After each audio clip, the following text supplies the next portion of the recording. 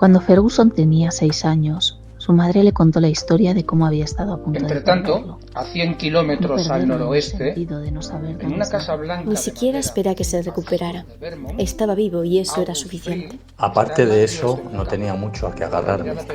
Slim estaba demasiado loco para confiar. Me parece estupendo, le dije, consciente de que nunca encontraría el valor para llamarla, pero emocionado... Así empezó una ejemplar amistad entre el perro y el niño. Lo que ejerce presión sobre ti, lo que siempre ha ejercido presión sobre ti, el exterior. Sí, conviene el hombre de la camisa negra, dando unas palmaditas al corazón. Ni siquiera se había movido de la casa. Henry fue la prueba de que el amor no era una sustancia cuantificable. Le dio tanto miedo de quedarse sin su hijito que estuvo a punto de perder el juicio. Universo Paul Auster.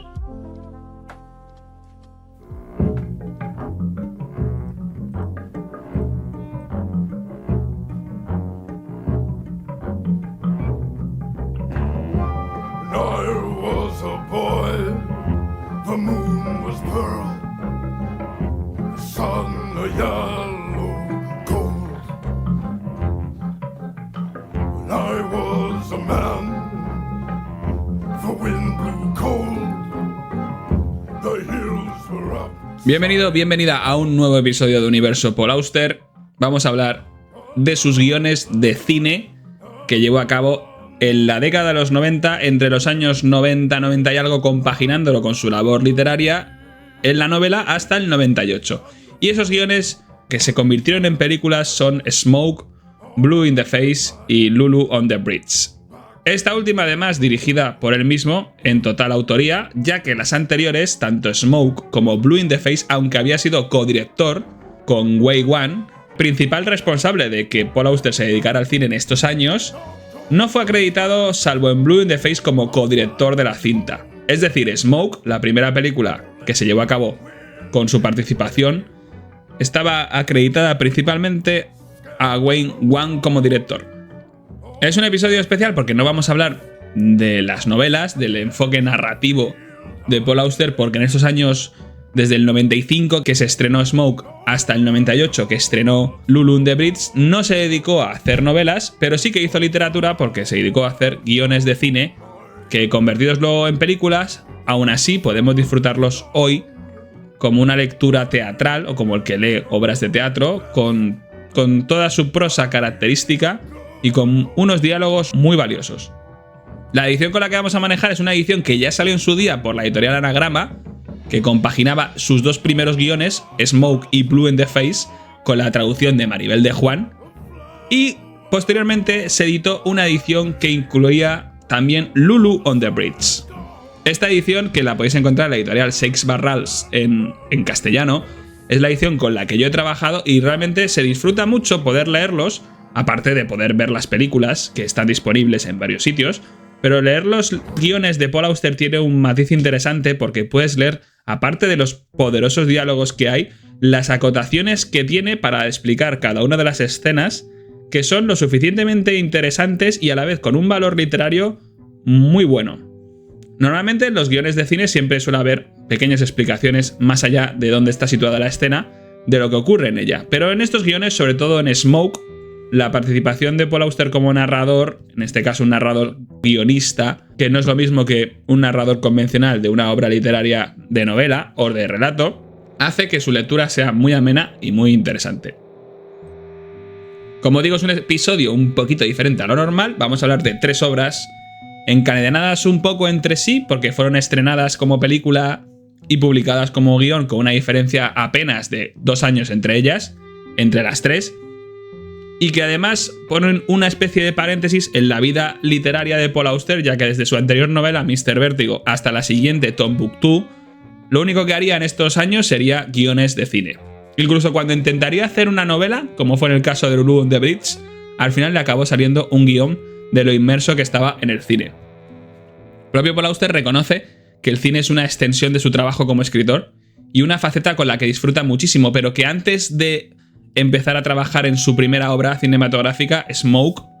no había considerado que pudiera ser un buen cineasta. Además, ya había antecedentes de obras suyas que habían sido llevadas al cine, como la película basada en su novela La música del azar, de la cual él siempre dice que el guión de la película no fue obra suya, sino que fue llevado a cabo por los propios encargados de la producción de la peli, con sus guionistas implicados, pero que bueno, tuvieron que comprarle los derechos y que algo de idea o alguna orientación les dio. Pero su primera participación real en una película fue con Smoke.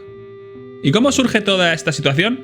En la que Paul Auster deja de lado durante una temporada cortita la novela para dedicarse a hacer guiones y posteriormente películas. Bueno, pues esto no se empezó a fraguar ya a mediados de los 90, sino mucho antes, a principios de la propia década, cuando nuestro querido Paul Auster estaba trabajando en la novela Leviatán, de la que ya hablamos aquí en el episodio 6. Y es que un poquito antes de eso, el New York Times, el periódico neoyorquino, le había propuesto escribir un relato de Navidad para incorporarlo en un proyecto nuevo que tenían dentro de su periódico. Más allá de escribir artículos o ensayos, querían también incluir de vez en cuando algún relato. Era algo nuevo y Paul Auster tampoco había escrito relatos como tal, entonces se lo propusieron y lo aceptó como un reto. Se intentó empapar un poquito de las típicas historias de Navidad de autores como Charles Dickens y demás, y lo que creó fue lo que acabó llamando el cuento de Navidad de Oggy Graham.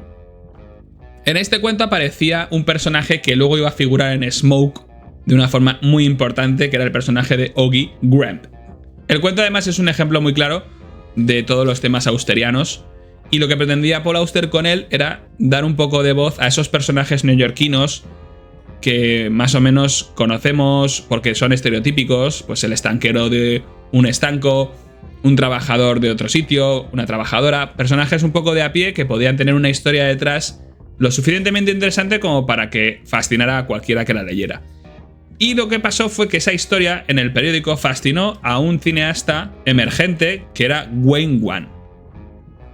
Wayne Wan lo leyó como el que lee cualquier columna diaria en el New York Times, y lo primero que se pensó es que le había encantado el cuento y que quién era ese Paul Auster del que no conocía apenas nada.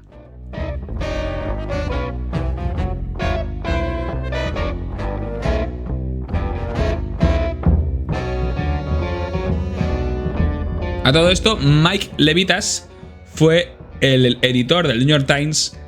que propuso a Paul Auster escribir ese relato, y seguramente que sería el que puso en contacto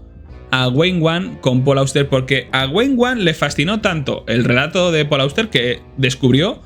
que quería hacer una película sobre ese relato. Wayne Wan llamó a Paul Auster semanas después de la publicación de este relato, estamos hablando de 1990, y le dijo que estaba fascinado con su obra porque se había empapado de sus libros, los había leído, y que le encantaba el relato de Oggy Graham y que quería hacer una película con ello. Pero que la idea no era solo hacer una película sobre el relato, sino que él participara también.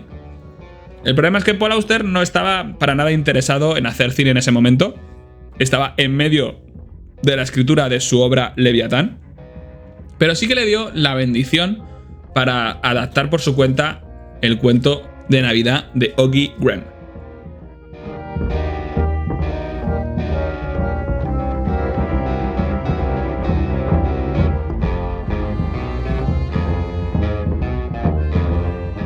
En medio de todo esto, Wayne Wan, con sus colegas guionistas, llevó a cabo un primer borrador de un guión para una película basada en este relato de Navidad de Oggy Graham, y se lo dejó ver a Paul Auster. Y Paul Auster con su mujer Siri se dieron cuenta de que podían hacerlo mucho mejor que ese primer borrador que les había llegado, sin despreciarlo ni mucho menos. Y elaboraron un primer borrador propio suyo ya de Paul Auster que hicieron llegar a Wayne Wan. Eso fue el primer acercamiento que tuvo Paul Auster con el guión de lo que iba a ser después llamado Smoke. Auster, de hecho, no había escrito guiones antes de cine, así que tuvo que intentar un poco estudiar cómo se hacían a nivel técnico, pero lo curioso es que sí que había desarrollado algunos guiones de jovencito, con 19 años, para películas mudas, que nunca llegaron a ver la luz, y que de hecho el propio Paul Auster renegó totalmente de esa faceta suya y seguramente los perdió de vista o los destruyó. Algo que además recuerda al personaje de una novela suya posterior, El libro de las ilusiones, que también tenía que ver un poco con el cine mudo, algo que de jovencito fascinaba mucho a Paul Auster. Estamos en los años 90 principios y el borrador de Smoke, aunque seguramente aún no se llamaba Smoke, se terminó en apenas un mes, y la idea era que ese borrador fuera el que se llevara a cabo como una película por parte de Wayne Wan. O sea, Paul Auster había hecho su parte, había hecho un guión, se lo había dejado a Wayne Wan y se quería un poco desentender. Con ese primer borrador hubo problemas de producción, acuerdos entre productores y demás, sobre todo asuntos económicos de por medio, y se paralizó el proyecto. Y entonces Auster, ya habiendo terminado el Leviatán, se puso a trabajar en otra novela que fue Mr. Vértigo, la que comentamos en el episodio 7.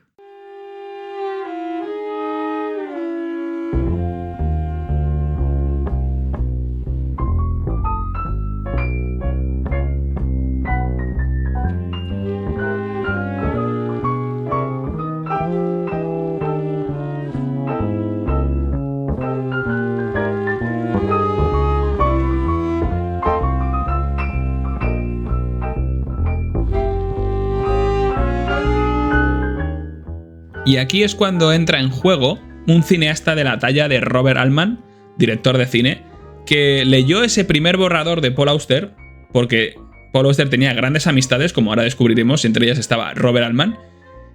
y al terminar de leérselo le dijo a Paul Auster alguna serie de ideas con las que podía mejorarlo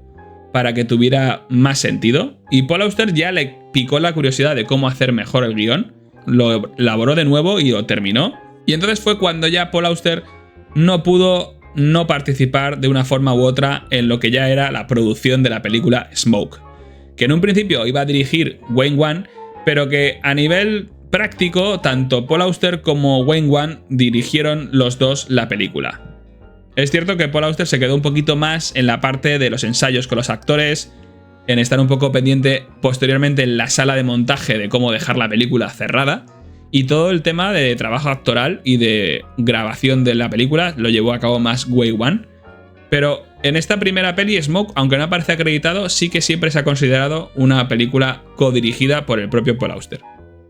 De hecho, para esta película, para Smoke, una vez que ya se decidió el casting de la película, con personas como Harvey Keitel o Giancarlo Esposito o William Hurt, se llevaron a cabo varias semanas de ensayo con los actores antes de llegar a rodar la película, ya que además, siendo una película con muchísimo diálogo y muchas escenas de situación, necesitaban que los actores cogieran confianza y dinámicas buenas entre ellos. Fue en estos ensayos y durante la grabación donde surgió un poco la idea de hacer un spin-off de algunos personajes de la propia peli que tenían como mucha gracia, como el propio Harvey Keitel como estanquero o Giancarlo Esposito como el habitual del estanco. Entonces, ya en paralelo al rodaje de Smoke, Paul Auster estaba ya fraguando el hacer una precuela, secuela o un spin-off de todos esos personajes que iba a ser la película Blue in the Face. Una película un poquito más diferente a Smoke a nivel narrativo, de la que luego hablaremos, porque tampoco se podría hablar de que era una película con guión como Smoke, ya que el guión de Blue in the Face no llegó tampoco a existir, ya que fue fruto de improvisaciones de los actores que participaban en esta Smoke. Luego hablaremos de ello. Entrando ya directamente en el propio guión de Smoke, hay que hablar de personajes principales como Paul Benjamin, que es el escritor que se encarga un poco de dirigirnos la mirada a los personajes de Brooklyn en este barrio, ya sea al estanquero, a Oggy Graham, o al joven buscando a su padre que aparece en su casa. Este Paul Benjamin, curiosamente, tiene el mismo nombre que usó Paul Auster para su primera obra que firmó con seudónimo, Jugada de Presión. Un seudónimo que además no tuvo que comerse mucho el coco porque Paul Auster realmente se llamaba Paul Benjamin Auster, así que también es su propio nombre real. Paul Auster deja claro desde el principio en algunas entrevistas de la promoción de Smoke que Paul Benjamin, el personaje, no tenía nada que ver consigo mismo, no era un personaje autobiográfico. Pero sí que parece ser un personaje austeriano por excelencia porque tiene ese elemento de fatalidad. Su mujer y su hijo han muerto por una bala perdida en un atraco de Brooklyn. Y eso ha hecho que Paul Benjamin sea una persona pues que de entrada al espectador lo primero que le produce es una enorme pena. Además, este personaje aparece en un momento en el que lo primero que se ve de él es que es una persona muy culta y que tiene ocurrencias y datos muy interesantes, como la anécdota que cuenta al principio de la película sobre Walter Raleigh, que ya lo comentamos en Mr. Vértigo, porque era uno de esos personajes históricos que tanto fascinan a Paul Auster, y este Walter Raleigh es el encargado de introducir el tabaco en Inglaterra Y por eso no podía faltar en una película en la que se habla mucho de fumar, mucho del tabaco, mucho de todo, y que la acción principal de la misma sucede en un estanco. Y la historia que cuenta sobre el peso del humo, que ya la anticipamos en el episodio de Mr. Vértigo, viene a ser que el propio Walter Raleigh se apostó con la reina de entonces de Inglaterra que podía pesar el humo de un cigarro o en general el humo de algo. El ingenio fue tal que lo que hizo fue fumarse un cigarro previamente habiéndolo pesado en una balanza, dejando toda la ceniza y todo lo que el cigarro soltaba en esa misma balanza, para después de habérselo fumado por completo, dejando la colilla, pesarlo de nuevo y restar lo que faltaba. Y de esa forma averiguar el peso del humo. Una anécdota súper ingeniosa con la que nos presentan al personaje.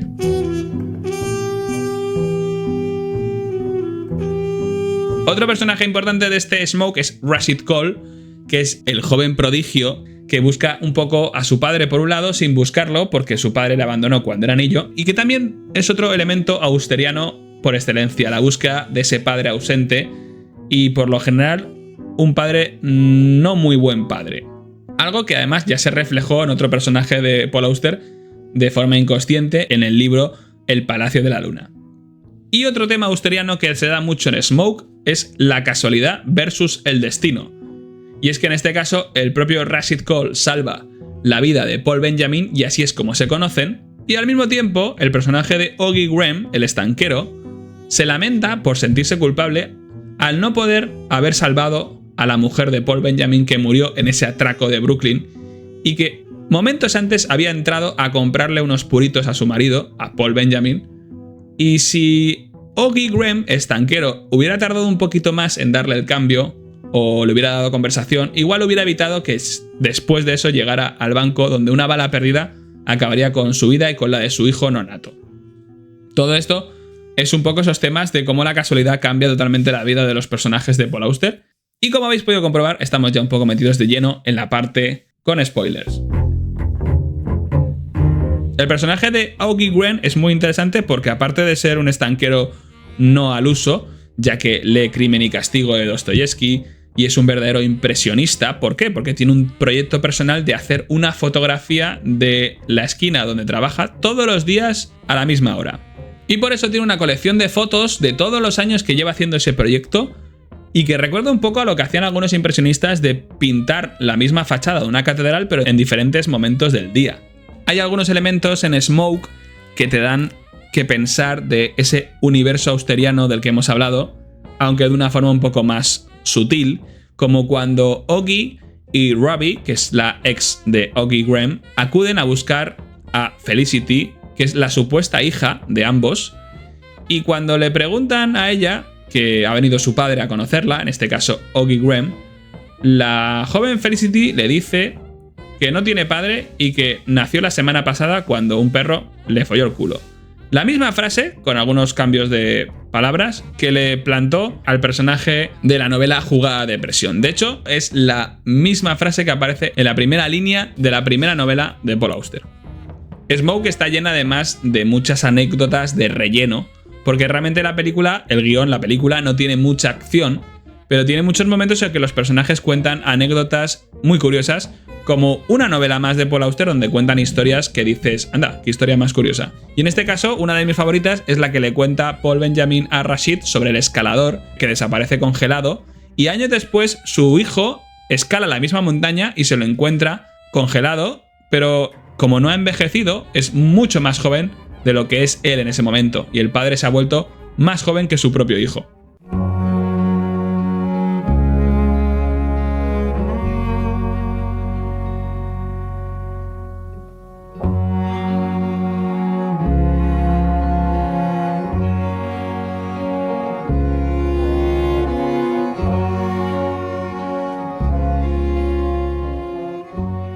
Y hablando de hijos, en la película Smoke hay una escena en la que justo al principio de la peli sale el propio hijo de Paul Auster,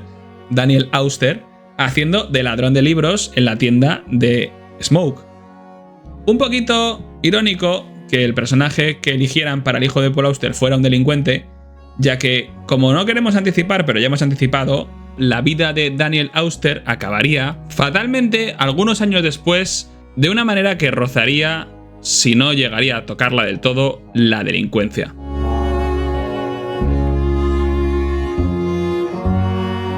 El guión de Smoke y la película termina regalándonos una explicación ficcionada de cómo se le ocurrió a Paul Benjamin el cuento de Navidad, el origen de toda la historia para hacer esta película, que nos lo acaba contando el personaje de Oggy Gruen.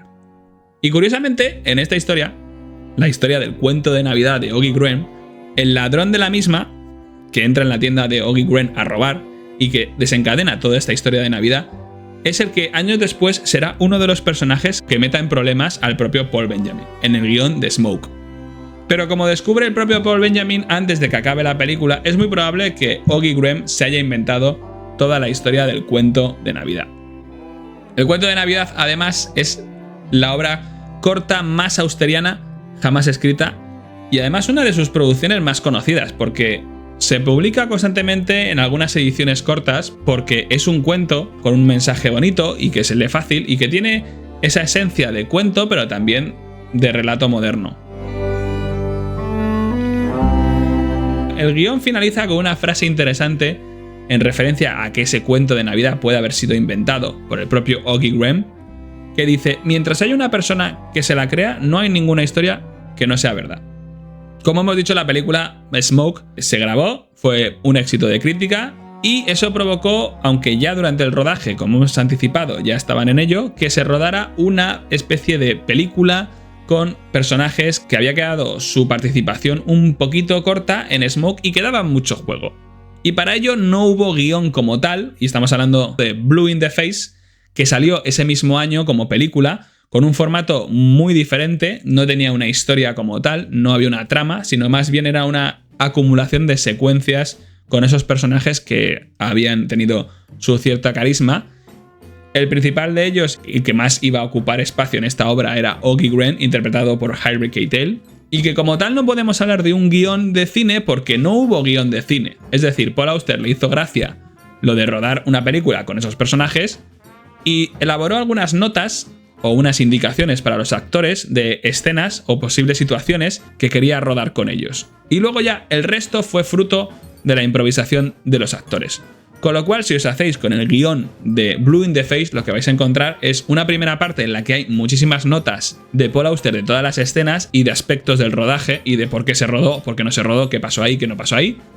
Y posteriormente una transcripción del guión de la peli. Pero ya no es un guión elaborado por Paul Auster, sino lo que se grabó transcrito. Porque como decimos, hay muchísima improvisación y todo depende mucho de lo que en ese momento los actores quisieron llevar a cabo, no tanto lo que Paul Auster tenía preparado que pasara.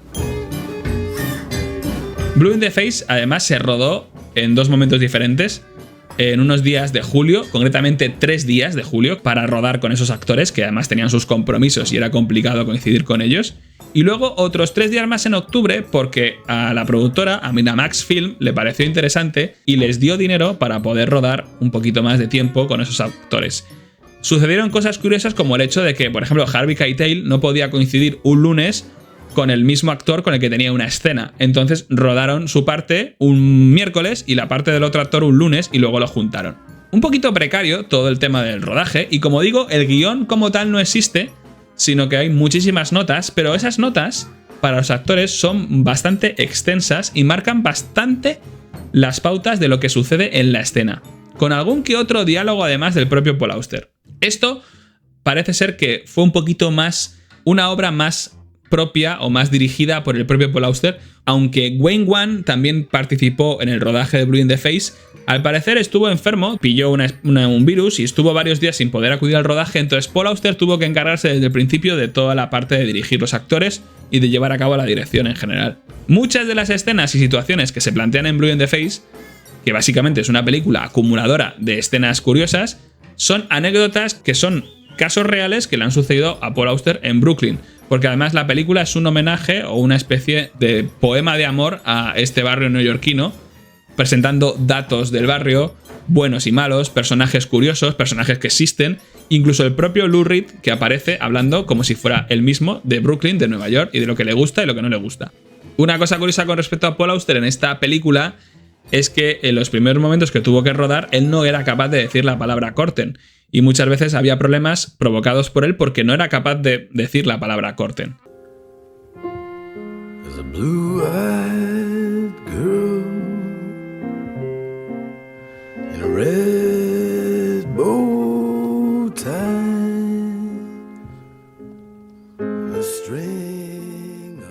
Además, Blue in the Face parece como una especie de pasarela de grandes artistas invitados, amigos de Paul Auster. Jim Jarmusch, Madonna, Lou Reed, Michael J. Fox, RuPaul. Es bastante interesante verles funcionar por ahí haciendo personajes variopintos. Por ejemplo, la escena con Jim Jarmusch, que por eso escuchamos de fondo la música de su película Night on Earth, el famoso director del pelo blanco y el tupé, era una escena que estaba pensada para hacerla con William Hurt, que había sido el protagonista de Smoke en el papel de Paul Benjamin, pero no estaba disponible y entonces se la ofrecieron a Jim Jarmusch. Y Jim Jarmusch, que era fumador empedernido, con las notas de Paul Auster, que eran unas notas de vas a interpretar a un personaje que intenta dejar de fumar, se creó una improvisación con Harvey Keitel que fue sublime y que es de las escenas más memorables de la película. Y el propio Harvey Keitel, aun a pesar de no poder estar todo lo disponible que le hubiera gustado porque tenía otros proyectos, aportó mucho a la cinta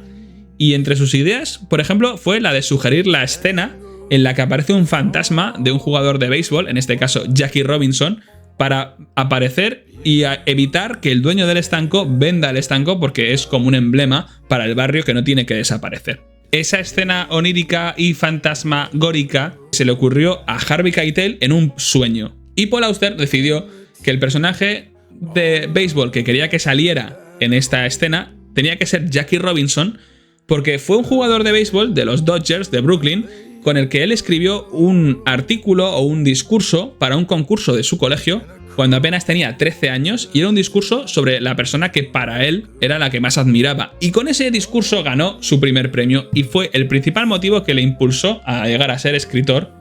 y decidió dedicarse a escribir cosas. Con 13 años.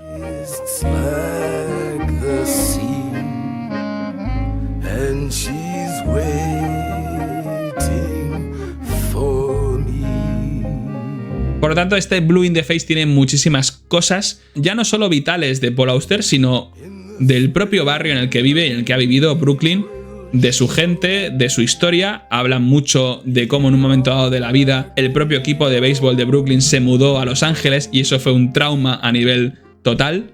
Y también hablan de datos estadísticos de ya no solo delincuencia, sino de cosas que suceden en Brooklyn, de cuántos barquillos belgas se comen, de cuánta gente hay, de qué población hay, más gente, menos gente. Es una película que parece eso, una especie de oda a ese barrio. Pero es verdad que Blue in the Face no se entiende a nivel narrativo como se puede entender Smoke. Siendo dos películas dentro del mismo universo austeriano, el universo de Smoke, Smoke tiene una trama interesante con la búsqueda del padre, por un lado, con la capacidad de resiliencia del personaje de Paul Benjamin y las anécdotas curiosas que cuenta, así como los entresijos en los que se ve metido el personaje de Oggy Graham,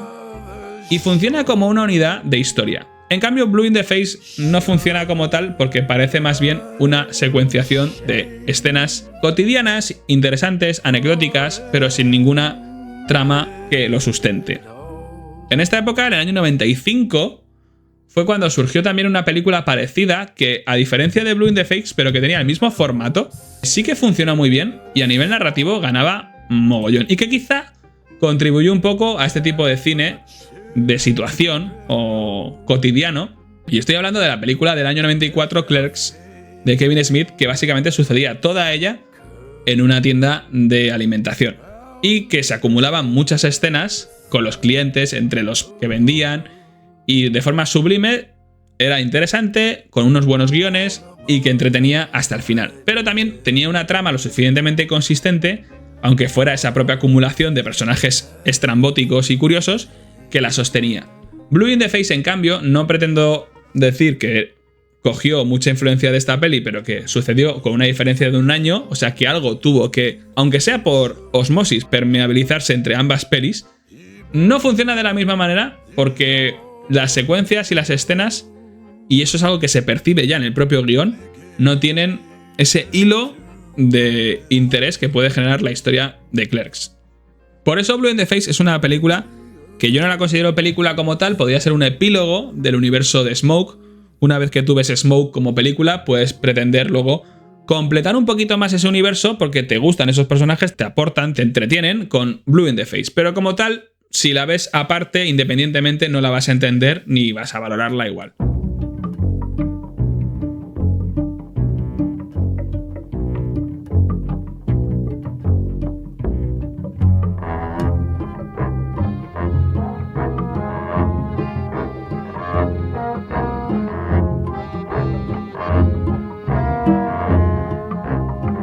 Algo diferente de lo que pasaría con la siguiente película de Paul Auster, que sí que fue un guión como tal desde el principio, que fue Lulu on the Bridge, en la cual estuvo totalmente solo, por así decirlo, porque ni aparecerían personajes del universo Smoke, ni tampoco su compañero del alma Wayne Wan. Es una obra que el propio Paul Auster decidió llevarla a cabo por su cuenta y riesgo. Y quizá con mejor o peor fortuna, depende de cómo lo valoremos. Lulu on the Bridge es un guión que empezó a escribir Paul Auster pensando primero en hacer una novela.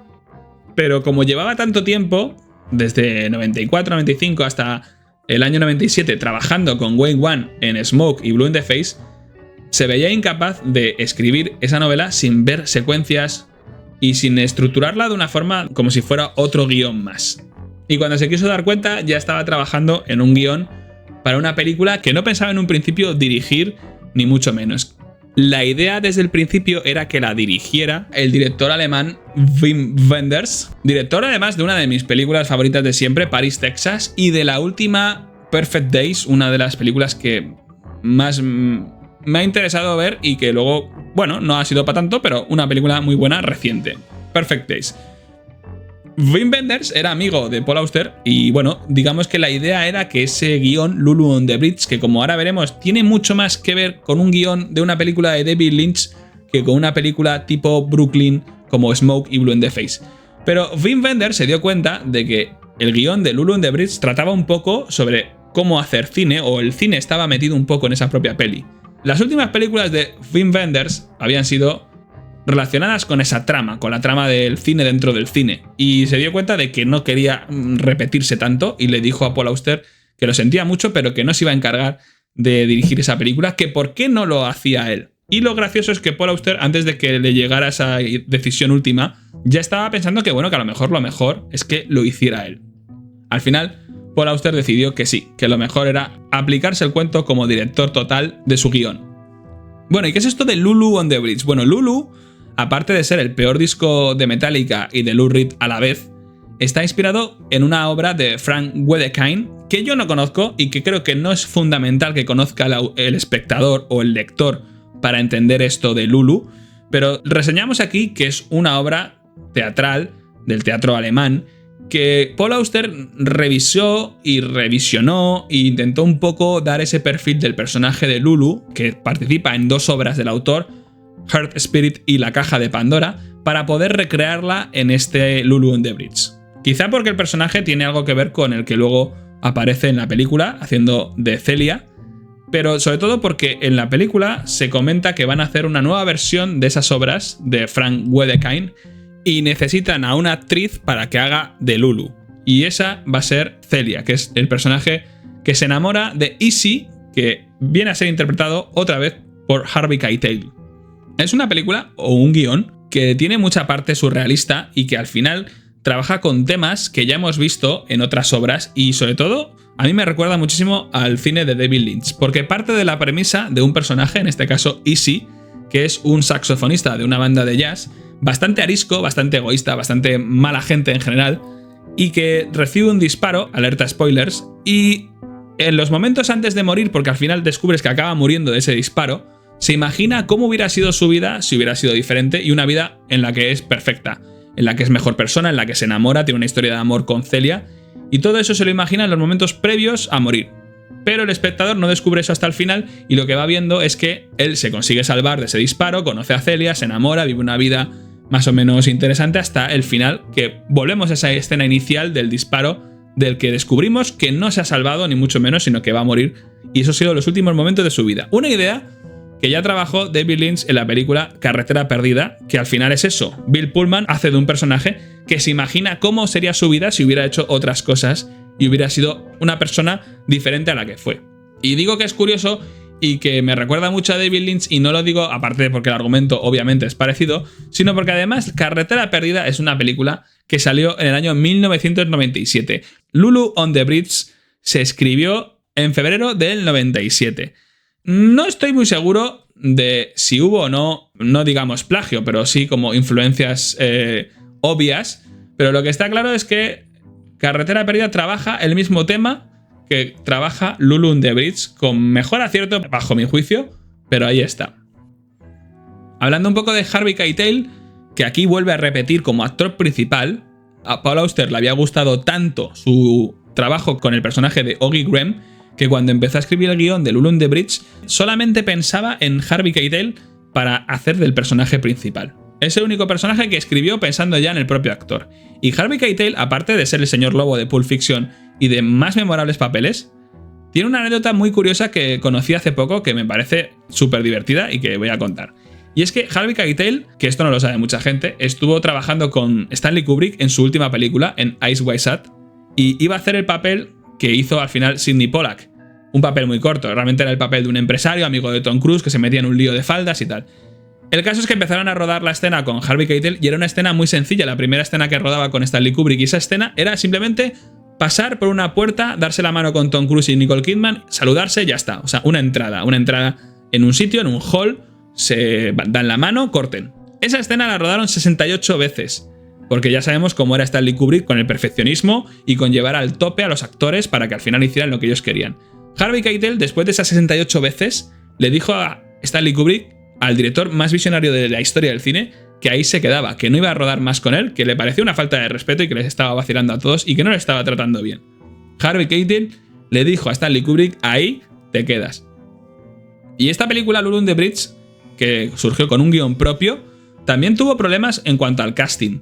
porque las primeras opciones de Paul Auster, que fueron Harvey Keitel y Juliette Binoche, propuesta por Wim Wenders, tuvo la complicación de que había recibido hacía muy poquito el Oscar a Mejor Actriz, en el año 97 por El paciente inglés. Y eso había provocado que, aunque ya se había comprometido a trabajar en Lulu on the Bridge con Paul Auster y con Harvey Keitel como actriz protagonista, pues curiosamente hay una especie de línea roja, y es que cuando una actriz o un actor gana un Oscar, de repente todos sus proyectos posteriores a ganar el Oscar se ven un poco difuminados e incluso anulados, porque ya no es lo mismo, ya no puedes dedicarte a ciertos proyectos. Al ganar un Oscar como que te pones en el foco de atención y ya te llueven otros proyectos, y algunos proyectos que se acaban un poco rechazando porque quizá a lo mejor se piensa que no corresponde a una persona que está en un momento de gloria mayor. Entonces Juliette Binoche decidió, no sé si por motu propio o por decisión de sus agentes, no participar en Lulu on the Bridge, y eso les dejaba sin una actriz protagonista que compartir escena con Harvey Keitel. Y lo curioso fue que ese año 96 había coincidido como miembro del jurado del Festival de Cannes Paul Auster con Mira Sorvino, que también había tenido un papel cortito en Blue in the Face, y bueno, la segunda opción para interpretar el personaje de Celia iba a ser al final Mira Sorvino, que además lo hizo bastante bien, y yo creo que la química con Harvey Keitel fue la adecuada y la correcta, aunque Lulu on the Bridge es una película extraña.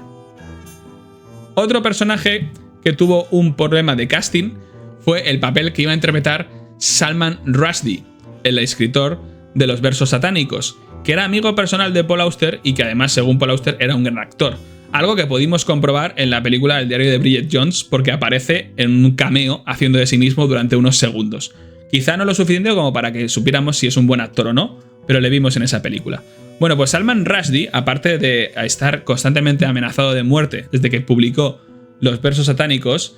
implicaba ciertos problemas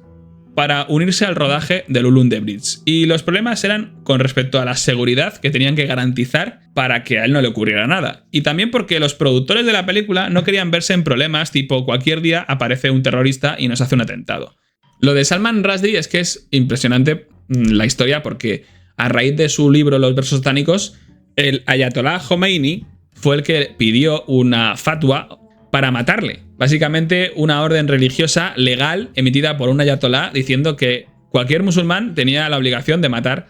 a Salman Rushdie. Y el propio Paul Auster decía que, bueno, que Salman Rushdie era un superviviente ante una situación tan extrema como era la de estar constantemente amenazado de muerte por su propia gente o por su propia religión. De ahí que viviera en Estados Unidos, que un poco estuviera un poco siempre protegido, y eso fue lo que iba a complicar que apareciera en el rodaje de Lulu on the Bridge, porque tampoco eran capaces de asegurar su seguridad y muchas personas en el propio rodaje no estaban cómodas teniendo una persona que podía atrapar ese tipo de interés conflictivo. Podía ser entendible o podía ser que no. El caso es que Salman Rushdie, con sus idas y venidas, en 2022 tuvo un ataque en una conferencia que estaba dando en el estado de Nueva York y que no se consiguió parar a tiempo y le costó principalmente que perdiera el ojo derecho y la movilidad de la mano izquierda. Hace muy poco, un jurado declaró culpable al agresor que le atacó de los 2 cargos, intento de asesinato y agresión, la pena máxima de 25 años. Para Paul Auster fue una derrota personal y moral no poder contar con Rushdie en su película, porque era muy importante para reflejar eso. No olvidemos que el personaje de Easy recibe un disparo en la primera escena de una persona que lo primero que dice es que Dios así lo quiere. Aunque lo hace porque está despechado ese personaje, porque está sufriendo un despecho de amor, sí que habla un poco en términos religiosos. Y eso es un poco un reflejo de lo que le estaba pasando a Salman Rushdie. Pero la película se consiguió salvar por la intervención de un actor de la talla y del grado magistral de interpretación que es Willem Dafoe. Bueno, no hace falta que le hagamos una presentación muy extensa porque todo el mundo le conoce, y si no, os recomiendo que veáis películas como El Faro, una de las últimas que ha hecho, o obras del propio David Lynch en las que sale haciendo de Bobby Perú, o posiblemente mi favorita de todas las obras que ha hecho, que aparte del Duende Verde de Spider-Man, que creo que lo sigue haciendo genial, la película Life Aquatic with Steve Zissou, que me parece genial. Hace poco además le pillaron por la calle y le preguntaron que a qué se dedicaba porque el entrevistador que le estaba entrevistando no le reconoció y el tío actuó como si nada, le dijo soy Willem, soy actor y tal. Y el tío siguió y no se sintió ofendido porque no lo hubieran reconocido debido a lo famoso que es ni nada. Tiene pinta Willem Dafoe de ser una persona súper maja. Tan maja que para participar en Lulu on the Bridge él recibió el guión un domingo y el lunes ya había dicho que quería el papel. Y el domingo siguiente se reunió con Paul Auster para practicar sus escenas y se las sabía todas. Se las había aprendido en una semana, pero a un nivel pasmoso. Y es que básicamente Willem Dafoe salvó la producción porque iban por la semana 6 de rodaje y ya en la 8ª semana tenían que rodar las escenas y fue cuando se dieron cuenta en esa semana 6 que no iban a poder contar con Salman Rushdie y que necesitaban un suplente o si no, iban a tirar al traste todo el trabajo. Y Willem Dafoe fue el que salvó un poquito la película, aparte de que toda la interpretación que llevó a cabo fue memorable. Bueno, la historia de Lulu on the Bridge es complicada, tiene unos tintes, ya hemos hablado, surrealistas. Quizá ya entrando en la zona de los spoilers, sí que podemos dejar claro que hay cosas que no me han cuadrado en esta revisión que he hecho. Yo vi la película ya hace tiempo y no recuerdo si llegué a leer el guión, pero esta vez que he leído el guión me he dado cuenta de cosas que me han llamado la atención. Por ejemplo, toda la trama gira en torno a la supuesta visión ideal de Easy en los minutos antes de morir, de cómo hubiera sido una vida mejor o cómo hubiera sido mejor persona llevando otro tipo de vida. Y lo interesante es que parte de esa trama que se sucede en la película, que es cuando conoce a Celia, se enamoran. En principio se enamoran por el efecto místico, mágico que tiene la piedra, llamémosla la piedra azul, que desprende ese brillo que hace que ambos se conozcan y a la vez se enamoren. Y esa piedra va a ser lo que gire un poco la trama final de la historia cuando ahí sí le secuestran una serie de personajes que no queda muy claro de dónde salen ni a qué personas sirven, y que pretenden recuperar esa piedra, que curiosamente Easy se la ha dado a Celia, que viaja a Irlanda a grabar la versión moderna de Lulu, las obras de teatro de Frank Wedekind, y en esas últimas escenas, cuando aparece Willem Dafoe, se intercalan a la vez con escenas del rodaje de esa película de Lulu, en las que Celia interpreta a Lulu, y ahí se ven secuencias reales de la historia de Frank Wedekind. Y a mí me ha llamado la atención porque si toda la historia de la película es una imaginación ficticia, una fantasía o ensoñación que tiene el propio Easy en su lecho de muerte, ¿por qué está imaginando un espacio en el que otro personaje recrea una obra tan poco conocida para el público profano como es las obras de Wedekind. Yo no las conocía y no me las he leído, entonces un personaje que el propio Paul Auster describe como poco leído y que el personaje en la película reconoce que no le gusta leer, ¿por qué recrea en su cabeza esa fantasía de las obras de La Caja de Pandora y de Heart Spirit del autor alemán Wedekind? Eso a mí me ha sacado un poco de contexto porque ahí se ve más el autor de la obra, en este caso Paul Auster, que el propio personaje. Al principio no lo ves, pero todo queda claro al final de la película que ha sido una ensoñación de Easy, con lo cual todo lo que surge, todo lo que ves es fruto de su mente. Por otro lado, el Dr. Horn, que lo interpreta William Dafoe, parece conocer toda la vida de Easy desde pequeño y todos sus anhelos, sus sentimientos, sus pensamientos, todo. Lo que hace que parezca un agente externo, que aparte de querer recuperar la piedra, parece también que está ahí un poco para hacerle ver al propio Easy que no puede vivir esa fantasía eternamente y que hay fuerzas externas que le están obligando a que acabe ya y que asuma su función en la vida, que es al final acabar muriendo por un disparo, como empezaba la película. Porque el propio Easy lo deja claro, que está descubriendo una nueva forma de vivir a partir de ese momento en el que conoce a Celia. Bueno, Lulu in the Bridge no tuvo una acogida igualitaria a la que tuvo Smoke o Blue in the Face, y habría que esperar casi 10 años, hasta 2007, para que Paul Auster sacara su siguiente película, que ya hablaremos si da tiempo, que es La vida interior de Martin Frost, y que para mí me parece una gran obra, mucho más acorde con lo que vienen siendo sus propias idiosincrasias y temáticas austerianas, que esta Lulu in the Bridge, que parece un intento más surrealista de retomar ese Paul Auster de los inicios entre lo kafkiano y la novela negra. Terminamos ya este episodio dedicado a los guiones de cine de Paul Auster, incompleto, porque para ser justos, si quisiéramos hablar de todos sus guiones de cine, tendríamos que hablar también de esa última película que rodó y que guionizó, La vida interior de Martin Frost. Quizá más adelante le dediquemos un espacio. Y solo deciros que el tiempo que hemos dedicado a este episodio lo hemos estado con la música de fondo de la banda sonora de la película de Jim Jarmusch, Noche en la Tierra, compuesta por Tom Waits.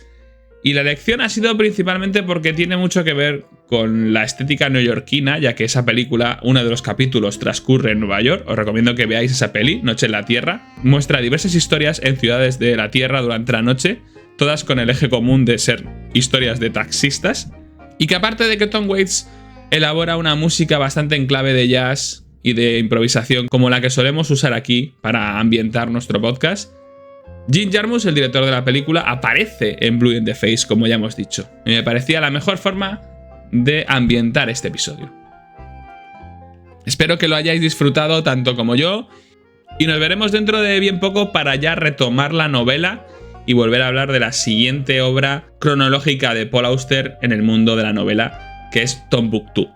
Soy consciente de que me he dejado aposta grandes obras que conviene reseñar en lo que llevamos de podcast. Cuando hablemos de Tombuctú, que fue editada en el 99, ya estaremos pasando otro siglo, y nos hemos dejado de lado los poemas de Paul Auster, sus ensayos, principalmente el más importante hasta ese momento es el de ¿Por qué escribo?, que no está traducido al castellano, y también sus obras de no ficción, que a menudo tienen que ver con lo autobiográfico, y la primera de todas ellas y la más importante es La invención de la soledad, que de hecho fue su primera obra literaria del año 82, y que aún no hemos llevado a cabo en un episodio su correspondiente valoración, tanto La invención de la soledad como Asalto de Mata, El cuaderno rojo, o también su colección de cuentos que sacó con un concurso en la radio que recogió, que compiló historias, llamando ese proyecto Creí que mi padre era Dios. Todos estos proyectos los retomaremos en un especial dedicado a los ensayos y poemas de Paul Auster.